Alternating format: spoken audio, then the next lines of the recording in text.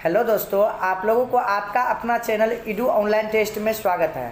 साथियों, जैसा कि आप लोग जानते हैं कि इस चैनल के माध्यम से सीटेट का ऑनलाइन तैयारी करवाई जाती है, साथ में फ्री ऑनलाइन टेस्ट के साथ साथ, यानी कि ऑनलाइन टेस्ट देने से आपको बहुत ही फ़ायदा होगा। फ़ायदा ये होगा कि जब आप बच्चों को पढ़ाते हैं तो उसका मूल्यांकन करते हैं तो आपको यह पता चल जाता है कि आपका यानी कि बच्चा को जो आप पढ़ाए हैं वह सही में वह सीखे हैं या नहीं सीखे हैं। उसी प्रकार यदि वह प्रक्रिया आप अपने पर यदि करते हैं तो आपको यह पता चल जाएगा कि नहीं, मेरा कौन सा पर्सन सही नहीं, यानी कि तैयारी नहीं है, उस पर आप ध्यान देंगे। इसलिए साथियों, प्रत्येक दिन आप लोग टेस्ट दीजिए, एक भी टेस्ट मिस मत कीजिए, नहीं तो आपको बाद में बहुत दिक्कत की सामना करना पड़ जाएगा। इसलिए साथियों, आप लोग को बार बार मैं कहना चाह रहा हूँ कि जो भी साथी हमसे जुड़े हुए हैं डेली टेस्ट दीजिए, और साथ में जो वीडियो कुछ टॉपिक को बना करके देते हैं उसको बार बार यानी कि देखिए। उससे ये होगा कि आपका जो पढ़ने का जो होगा वह कंटिन्यूटी आएगा और बहुत सारा विकास आप में आएगी, और समय का जो होगा ध्यान रहेगा कि हम ये काम कब करेंगे नहीं करेंगे। इसलिए साथियों, आप हमारे चैनल पे नए हैं तो चैनल को सब्सक्राइब कर ले और दोस्तों में भी शेयर कर दे, ताकि जो अभी तक हमारे साथ नहीं जुड़े हैं वह हमसे जुड़कर और फ्री में ऑनलाइन टेस्ट दे करके अपना तैयारी बेहतर करे। इससे आपको भी फायदा होगा और आपका दोस्त का भी। यदि आप ये तो साथियों, आज का जो टॉपिक है वह विकास की अवस्थाएं के बारे में जानेंगे। जो विकास जो होता है वो कौन कौन अवस्था में क्या क्या होता है उसके बारे में जानेंगे। तो साथियों, उससे वीडियो चालू करने से पहले ये मैं बता देना चाहता हूँ, टॉपिक बताने से पहले, कि इस वीडियो के भी डिस्क्रिप्शन में टेस्ट का लिंक दिया हुआ है जो कि CDP का है, यानी कि बाल विकास का लिंक दिया हुआ है। इसलिए साथियों, आप लोग जा करके डिस्क्रिप्शन खोल करके उसमें देखिए, आपका टेस्ट का लिंक दिया हुआ और टेस्ट दीजिए। राइट, पासपोर्ट का तो पासपोर्ट इसी वीडियो में दिया हुआ है, इसलिए पूरा वीडियो को देखें, पासपोर्ट आपको मिल जाएगा, और पासपोर्ट जब मिल जाएगा तो आप टेस्ट इजीली वे दे सकते हैं। तो साथियों, चलते हैं विकास की अवस्था की ओर। तो देखो, विकास जो होता है, जैसे कि विकास और वृद्धि, विकास क्या होता है और वृद्धि क्या होता है। वृद्धि का मतलब हुआ कि नाप तोल में जो वृद्धि होता है, 5 kg का था 10 kg हो गया, 20 kg हो गया, यानी कि नाप तोल में जब चेंजिंग होता है तो उसको वृद्धि बोला जाता है। विकास यानी कि शारीरिक विकास, आप में क्या बढ़ोतरी हो गया। आप 5 साल का थे तो थोड़ा कम साइज का थे, लेकिन आप 10 साल हो गया तो साइज में वृद्धि हो गया, यानी आंतरिक परिवर्तन भी होता है। तो इस प्रकार की जो अवधारणाएं होती है उसको विकास के अंतर्गत रखा गया है। जैसे कि विकास जो है आपका 4 अवस्था में होती है। अवस्थाएं जो होता है, जैसे शिशुवावस्था हो गया, बाल्यावस्था हो गया, किशोरावस्था हो गया और प्रौढ़ावस्था हो गया, प्रौढ़ावस्था हो गया, प्रौढ़ावस्था हो गया। तो सब जब जितना भी मनोवैज्ञानिक है सब अपना अपना तर्क दिए, सबका तर्क अलग अलग है, लेकिन सभी को छोड़ते हुए आज एक अलग वीडियो जैसे कि मैं बना रहा हूँ, यह जनरली सभी के लिए होगा, लागू होगा। वैसे जीन पियाजे साहब बोले हुए थे, शेषवा जो अवस्था जो है वह 0 से 2 वर्ष तक होता है, यानी कि मैक्सिमम 2 वर्ष तक के एज को हम शेषवा अवस्था बोलते हैं। लेकिन जनरली जो चलता है आपका शेषवा अवस्था 0 से 5 से 6 वर्ष तक के बच्चों को हम शेषवा अवस्था में रख सकते हैं। लेकिन यहाँ पे कह दे दिया जाएगा कि जीन पियाजे के अनुसार तब आपका हो जाएगा 0 से 2 वर्ष तक। उसके बाद बाल्यावस्था, बाल्यावस्था साथियों 5 से लेकर के 12 तक या 6 से लेकर के 12 तक के एज को बाल्यावस्था बोलते हैं। बाल्यावस्था को भी 2 भागों में बांटा गया, वह पूर्व बाल्यावस्था और उत्तर बाल्यावस्था। पूर्व बाल्यावस्था 6 से 9 वर्ष तक होता है और 9 से यानी कि 10 से 12 तक होता आपका उत्तर बाल्यावस्था। और इस अवस्था को खेल का भी अवस्था के नाम से जाना जाता है। उसके बाद जो अवस्था आता है किशोरा अवस्था आता है। किशोरा अवस्था जो होता है 13 से 18 वर्ष का अवस्था होता है। इस अवस्था में जो बालक जो होता है डेंजरस, कहने का मतलब खतरनाक रूप में रहता है। इसलिए इस पर जो है जो भी मनोवैज्ञानिक है सब अपना अपना तर्क दिए। कोई बोले खतरनाक इस एज होता है, डेंजरस होता है, और बहुत सारे जो है अलग अलग बोले, जो कि इसी वीडियो में आगे हम लोग चर्चा करेंगे। उसके बाद जो होता है प्रौढ़ावस्था है। चौथा है प्रौढ़ावस्था, जो कि 18 वर्ष से ऊपर जो एज होता है उसको प्रौढ़ावस्था के अंतर्गत रखा गया है। तो देखिए अब शेषवा अवस्था वो तो था, कहाँ से कहाँ तक लिमिट था एज में, अब उसके बारे में जानेंगे। सब मनोवैज्ञानिक अलग अलग तर्क दिए हैं। तो देखिए शेषवा अवस्था के बारे में क्या बोले हैं।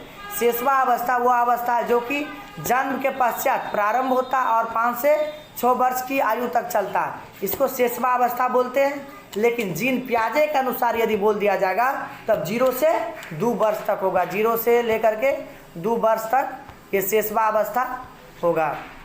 तो साथियों ये शेषवा अवस्था की कहानी थी।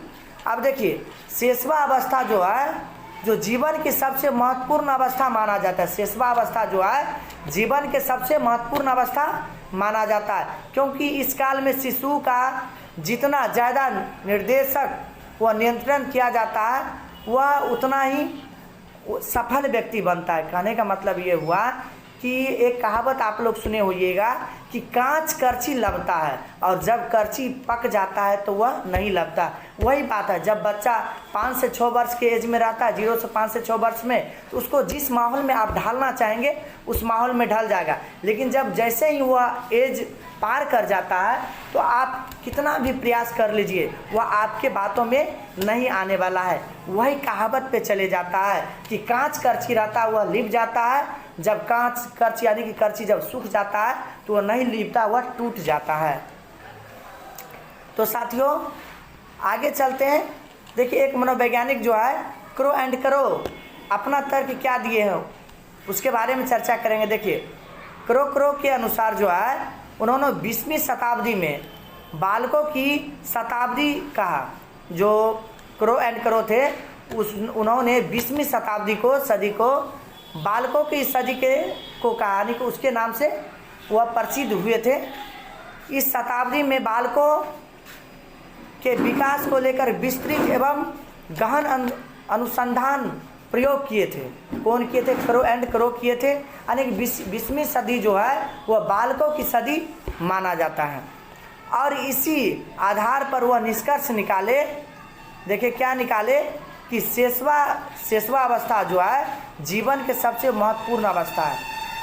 कौन बोले थे? ये क्रो एंड क्रो बोले थे शेषवा अवस्था जो है जीवन का सबसे महत्वपूर्ण अवस्था है।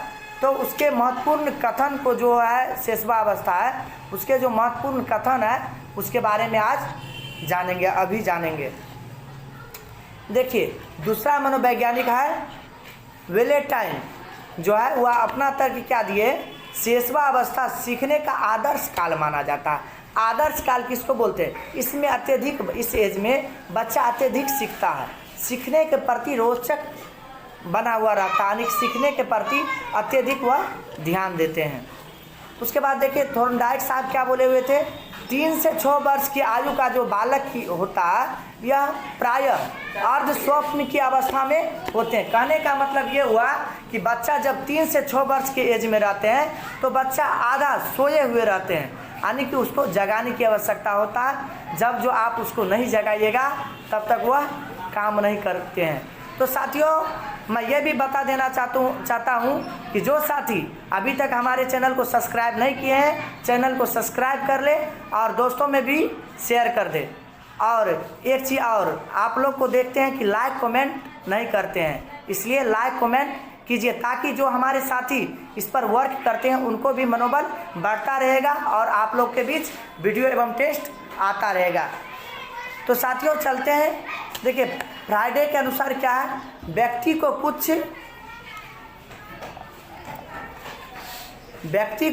जो कुछ भी बनना होता है वह 4 वर्षों में बन जाता है। कहने का मतलब फ्राइडे साहब जो बोले हुए थे जब बच्चा शेषवा अवस्था में होता है तो उसी समय में उस बच्चा से देख लिया जाता है कि यह बच्चा कितना सक्सेस होगा, यह आगे चल कर के क्या कर पाएगा, वह बचपन में ही पता चल जाता है। उसके बाद वास्टन साहब क्या बोले थे, देखिए शेषवा अवस्था में सीखने की गति और विकास जो सीमा होता है अन्य अवस्था की तुलना अधिक होती है। कहने का वाटसन साहब क्या बोले हुए थे, शेषवा अवस्था में जो सीखने का जो प्रक्रिया होता है दूसरा अवस्था से कई गुना अधिक होता है। इसलिए साथियों, बच्चों, यदि आपके घर में बच्चा है तो उसको एक अच्छा संस्कार दीजिए और अच्छा परिवेश में रखिए। उसके बाद गैसल साहब बोले हुए थे, प्रथम 6 वर्ष तक बालक जो होता है 6 वर्ष और 12 वर्ष के दुगुना सीख जाता है। कहने का मतलब ये हुआ, अनाप के अनुसार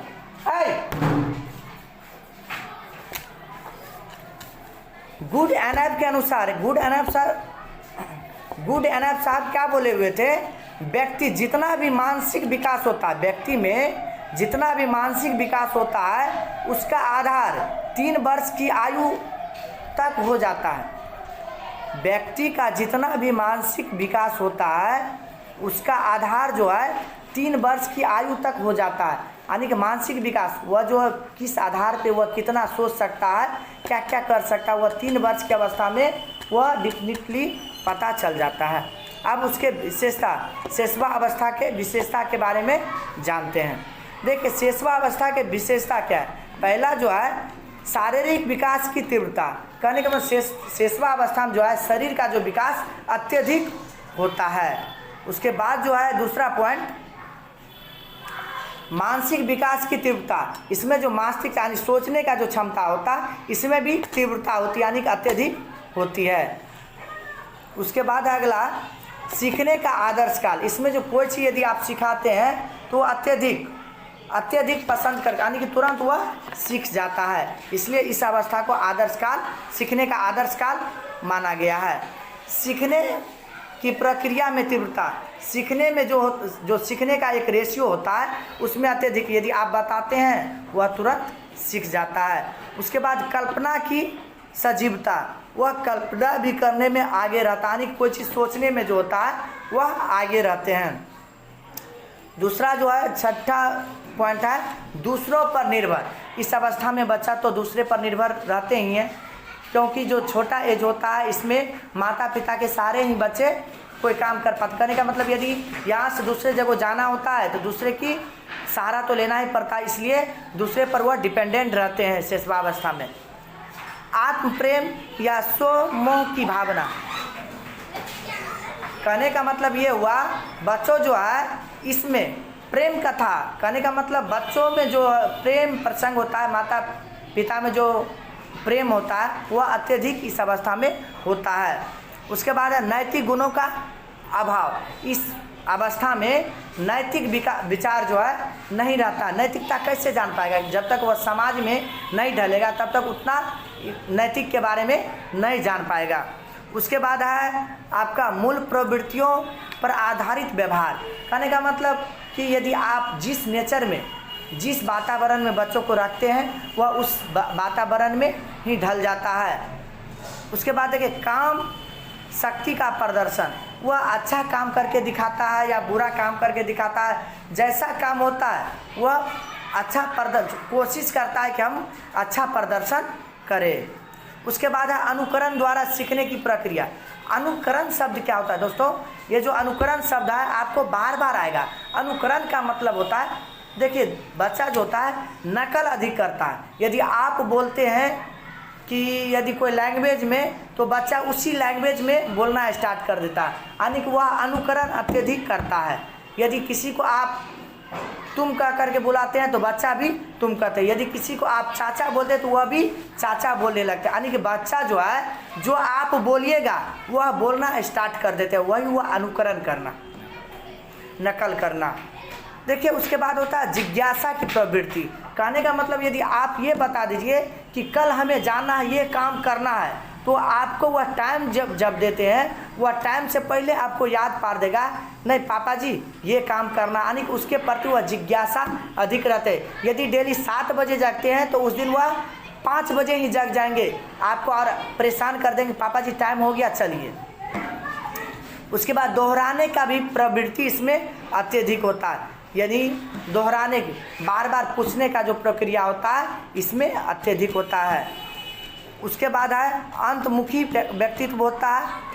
15 में लास्ट में है संवेगों का प्रदर्शन। तो साथियों इस वीडियो में जो टेस्ट का लिंक दिया हुआ है, यानी कि इस वीडियो के डिस्क्रिप्शन में जो टेस्ट का लिंक दिया हुआ है वह CDP यानी कि बाल विकास का है। उसका पासकोड है 3432। साथियों पासकोड क्या है? 3432। इसलिए आप लोग इस डिस्क्रिप्शन को खोल करके टेस्ट दीजिए। टेस्ट देने से आपको बहुत ही फायदा होगा, घाटा तो होगा ही नहीं, सीखने को बहुत कुछ मिलेगा और टाइम मैनेजमेंट अच्छा होगा, ताकि आपका जो एग्ज़ाम दिसंबर में होने जा रही है वह उसका जो टाइम टेकन होगा वह सही होगा। इसलिए साथियों यदि आप हमारे चैनल पे नए हैं तो चैनल को सब्सक्राइब कर ले और साथियों में भी शेयर कर दे, ताकि हम लोगों का मनोबल बढ़ता रहे। तो साथियों अब हम लोग फिर मिलेंगे कल नेक्स्ट वीडियो के साथ, तब तक के लिए जय हिंद।